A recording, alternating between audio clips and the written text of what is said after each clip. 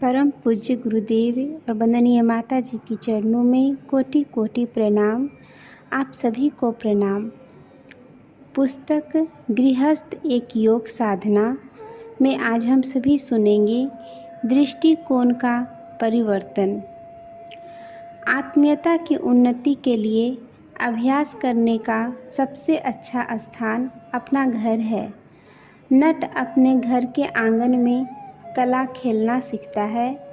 बालक अपने घर खड़ा होना और चलना फिरना सीखता है। योग की साधना भी घर से ही प्रारंभ होती है। प्रेम, त्याग और सेवा का अभ्यास करने के लिए अपने घर का क्षेत्र सबसे अच्छा है। इन तत्वों का प्रकाश जिस स्थान पर पड़ता है वही चमकने लगता है। जब तक आत्मीयता के भावों की कमी रहती है तब तक औरों के प्रति दुर्भाव, घृणा, उपेक्षा के भाव रहते हैं। किंतु जब अपनेपन के विचार बढ़ते हैं तो हल्के दर्जे की चीज़ें भी बहुत सुंदर दिखाई पड़ने लगती है। माता अपने बच्चे के प्रति आत्मभाव रखती है, इसलिए यदि वह लाभदायक न हो तो भी उसे भरपूर स्नेह करती है। पतिव्रता पत्नियों को अपने काले, कलूटे और दुर्गुणी पति भी इंद्र जैसे सुंदर और बृहस्पति जैसे गुणवान लगते हैं। दुनिया में सारे झगड़ों की जड़ यह है कि हम देते कम हैं और मांगते ज़्यादा हैं। हमें चाहिए कि दे बहुत और बदला बिल्कुल न मांगे या बहुत कम पाने की आशा रखें। इस नीति को ग्रहण करते ही हमारे आसपास के सारे झगड़े मिट जाते हैं। आत्मीयता की महान साधना में प्रवृत्त होने वाले को अपना दृष्टिकोण देने का, त्याग और सेवा भावना का बनाना पड़ता है। आप प्रेम की उदार भावनाओं से अपने अंतःकरण को परिपूर्ण कर लीजिए और सगे संबंधियों के साथ त्याग एवं सेवा का व्यवहार करना आरंभ कर दीजिए। कुछ ही क्षणों के उपरांत एक चमत्कार हुआ दिखाई देने लगेगा। आपका छोटा सा परिवार, जो शायद बहुत दिनों से कलह और कलेशों का घर बना है, सुख शांति का स्वर्ग दिखने लगेगा। अपनी आत्मीयता की प्रेम भावनाएं परिवार के आसपास के लोगों से टकराकर अपने पास वापस लौटाती है और वे आनंद की भीनी सुगंधित फुहार से छिड़क कर मुरझाए हुए अंतःकरण को हरा कर देती है। माली अपने ऊपर जिस बगीचे की जिम्मेदारी लेता है उसे हरा भरा बनाने, सरसज्ज करने का जी जान से प्रयत्न करता है। यही दृष्टिकोण एक सद्गृहस्थ का होना चाहिए। उसे अनुभव करना चाहिए कि परमात्मा ने इन थोड़े से पेड़ों को सींचने, खाद देने, संभालने और रखवाली करने का भार विशेष रूप से मुझे दिया है। यो तो समस्त समाज और समस्त जगत के प्रति हमारे बहुत से कर्तव्य हैं, किंतु इस छोटी सी बगीची का भार तो विशेष रूप से अपने ऊपर रखा हुआ है। अपने परिवार के हर व्यक्ति को स्वस्थ रखने, शिक्षित बनाने, सद्गुणी, सदाचारी और चतुर बनाने की पूरी जिम्मेदारी अपने ऊपर समझते हुए उसे ईश्वर की आज्ञा का पालन मानते हुए अपना उत्तरदायित्व पूरा करने का प्रयत्न करना चाहिए। अपने परिवार के सदस्यों की सेवा भी पुण्य, परमार्थ, लोक सेवा, ईश्वर पूजन से किसी प्रकार कम नहीं है। स्वार्थ और परमार्थ का मूल बीज अपने मनोभाव, दृष्टिकोण के ऊपर निर्भर है। यदि पत्नी के प्रति उसे अपनी नौकरानी, दासी, संपत्ति, भोग, सामग्री समझकर अपना मतलब गाढ़ने, सेवाएं लेने, शासन करने का भाव हो तो यह भाव ही स्वार्थ, नरक, कलह, भार, दुख की ओर ले जाने वाला है।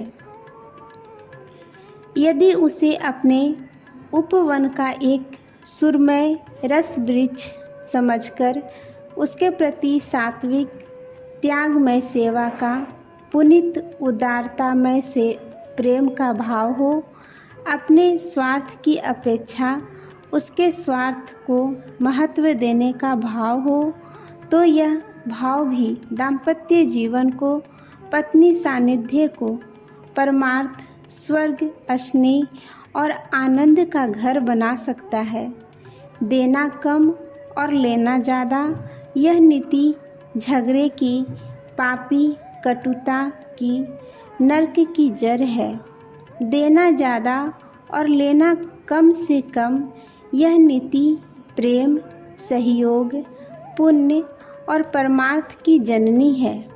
बदला चाहने, स्वार्थ साधने, सेवा कराने की स्वार्थ दृष्टि से यदि पत्नी, पुत्र, पिता, माता, भाई, बुआ, बहन को देखा जाए तो यह सभी बड़े स्वार्थी, खुदगर्ज, बुरे, रूखे, उपेक्षा करने वाले, उद्देश्य दिखाई देंगे। उनमें एक से एक बड़ी बुराई दिखाई देगी और ऐसा लगेगा मानो गृहस्थ की सारे दुखों, स्वार्थों और पापों का केंद्र है। कई व्यक्ति गृहस्थी पर ऐसा ही दोष लगाते हुए कूदते रहते हैं, क्षीण रहते हैं और घर छोड़कर भाग खड़े होते हैं। असल में यह दोष परिवार वालों का नहीं, वरन उनके अपने दृष्टिकोण का दोष है। पीला चश्मा पहनने वालों को हर वस्तु पीली ही दिखाई पड़ती है। प्रत्येक मनुष्य अपूर्ण है, वह अपूर्णता से पूर्णता की ओर यात्रा कर रहा है। ऐसी दशा में यह आशा नहीं रखनी चाहिए कि हमारे परिवार के सब सदस्य स्वर्ग के देवता हमारे पूर्ण आज्ञानुवर्ती होंगे। जीवन अपने साथ जन्म जन्मांतरों के संस्कारों को लाता है। यह संस्कार धीरे धीरे बड़े प्रयत्नपूर्वक बदले जाते हैं। एक दिन में उन सब का परिवर्तन नहीं हो सकता।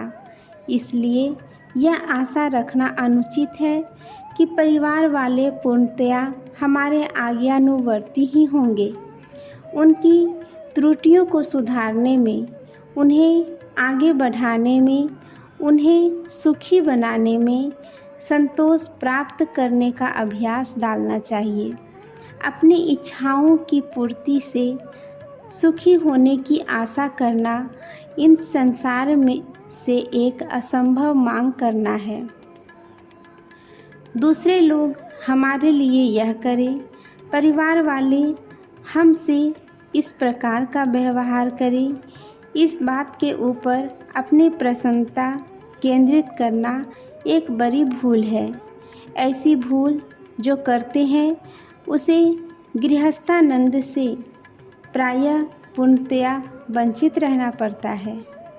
स्मरण रखिए, गृहस्थ पालन करना एक प्रकार के योग की साधना करना है। इसमें परमार्थ, सेवा, प्रेम, सहायता, त्याग, उदारता और बदला पाने की इच्छा से विमुखता, यही दृष्टिकोण प्रधान है जो इसको धारण किए हुए है। वही ब्राह्मणी स्थिति में है, वह घर में रहते हुए भी सन्यासी है। यह सोचना ठीक नहीं कि गृहस्थ आश्रम में बंधने से आध्यात्मिक उन्नति नहीं हो सकती। आत्मा को ऊंचा उठाकर परमात्मा तक ले जाना, यह पुनीत आत्मिक साधना अंतःकरण की भीतरी स्थिति से संबंध रखती है। बाहरी जीवन से इसका कुछ संबंध नहीं। जिस प्रकार ब्रह्मचारी, वानप्रस्थ या सन्यासी आत्मा साधना द्वारा जीवन लक्ष्य को प्राप्त कर सकते हैं, वैसे ही गृहस्थ भी कर सकता है। सदा सनातन काल से ऐसा होता आया है। आध्यात्म के साधकों में से गृहस्थों को ही हम अधिक देखते हैं। प्राचीन काल के ऋषिगण आज के गैर जिम्मेदार बाबा जियों से सर्वथा भिन्न थे। घनी बस्तियां न बसाकर स्वच्छ वायु में दूर दूर घर बनाना, पक्के मकान न बनाकर छोटी झोपड़ियों में रहना, वस्त्रों से लदे न रहकर शरीर को खुला रखना आदि उस समय की साधारण प्रथाएं थीं। उस समय के राजाओं तथा देवताओं के जो चित्र मिलते हैं, उनमें वे सभी कटी वस्त्र के अतिरिक्त और कोई कपड़ा पहने नहीं दिखते। यह उस समय की परिपाटी थी। आज जिस वेशभूषा की नकल करके लोग अपने आप को साधु मान लेते हैं, वह पहनावा, उढ़ावा, रहन सहन उस समय सर्वसाधारण का था। आज के लिए यहीं तक। आप सभी को धन्यवाद। जय माँ गायत्री।